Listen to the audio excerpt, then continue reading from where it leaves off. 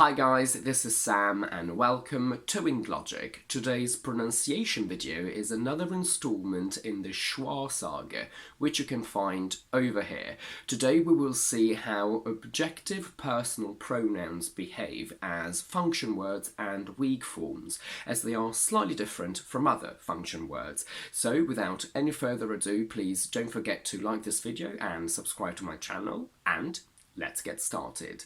As a quick recap, in languages we have content words, which are fundamental as they carry meaning, and they are those that your brain needs to hear in order to understand what's happening. Everything else is function words, which connect other words grammatically, but are not as important. Most function words have two ways of being pronounced, a strong form and a weak form.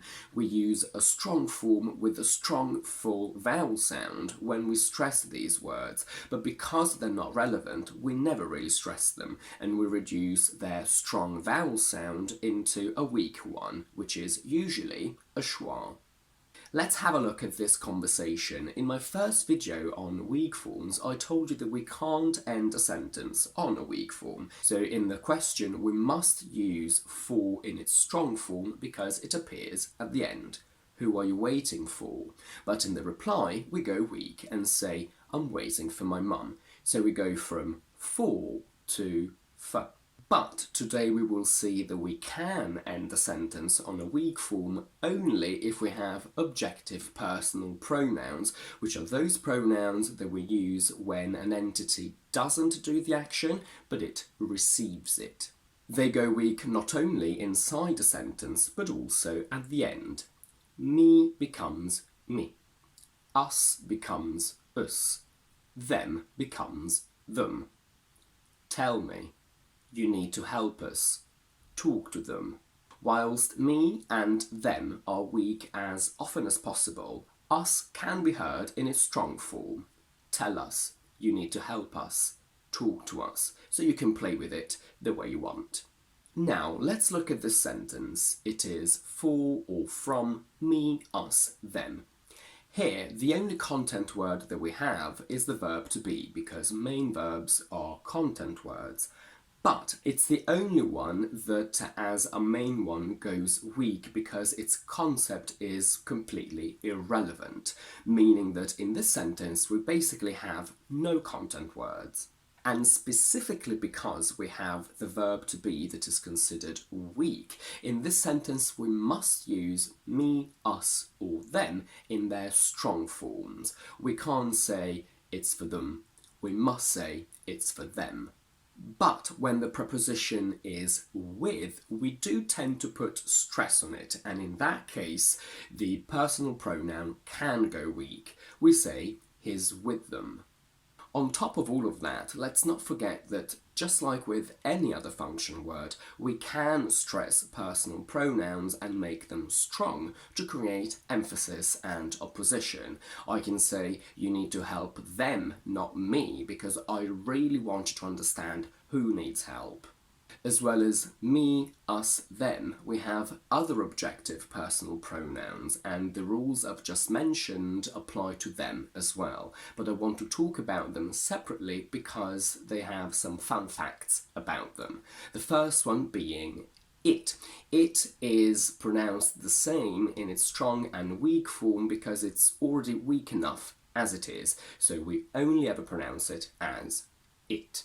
As discussed in one of my previous videos, the strong form of this pronoun is you, and as a subject it has two weak forms, y if it's followed by a consonant, you never call me, or you if it's followed by a vowel, you eat nothing all day. But as we said, we can sort of play with this, and it's fairly common to use you even if it's followed by a consonant, you never call me. Today's fun fact about this pronoun is that when we use it as a weak object, we basically only ever use it as you. We would say, I love you. We would never really say, I love you. Using a schwa, I love you is possible but very rare and very regional, and because regional accents tend to transform schwas in a final position into a sound, that is why we see in songs, for example, I love you or see ya, because that's basically the sound that we produce when we try to produce this you pronoun in its weak form with a schwa. We will now end the lesson by talking about all the pronouns that start with the letter H, and I will also include he and his, even though they're not objective personal pronouns, because the same rules apply to all of these pronouns. As you can see, all these weak forms have the H sound in brackets, meaning that you can decide whether you want to use it or not. So the weak form of him can be him, just like its strong form, or simply im. Now, in standard, perfect and technically beautiful English, the H should never be dropped, which is what I tend to do, but it's extremely common to actually drop it. In fact, it's more common to drop it than not to. So whilst I say tell him, tell her, it's extremely common to hear tell him, tell her. I love him, I love her becomes I love him, I love her. We need to pay special attention to the weak forms of her, because we have three options: her, or simply Personally, I only ever use her with an H at the front, but if you want to use it as a single schwa, as an object, the message is really clear. If you say I love her, we understand that it can only mean I love her. But if you use it as a possessive, I highly recommend you do not use it as a simple schwa, because if you say it's a cat, I can also understand it's a cat, so the indefinite article. So in that case, I strongly suggest you use her or if you want to keep it longer without the H. His, however, it's slightly different because there is no misinterpretation there, so you can omit the H and say it's his cat. As I said, I never really drop my H's, but the only case where I do that is in questions.